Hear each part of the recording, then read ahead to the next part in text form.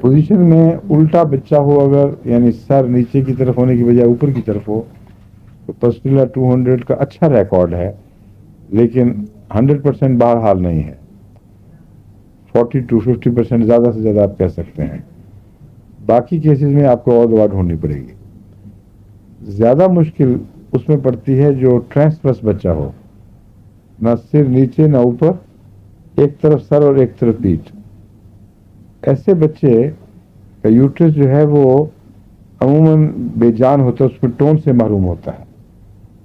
اس کے لیے کوئی ایسی دوا ڈھونڈنی پڑے گی جو یوٹرس میں ٹون پیدا کرے. اس لیے ایسے مریضوں کو تو اکثر ڈاکٹر کہتے ہیں آپریشن ہی ہوگا. ٹرانسورس کا ان کے پاس کوئی علاج نہیں ہے. اور جو اپ سائڈ ڈاؤن ہوتے ہیں بچے، ان میں وہ فورسپ کا استعمال کرتے ہیں اگر گنجائش ہو، ورنہ پھر آپریشن کرتے ہیں.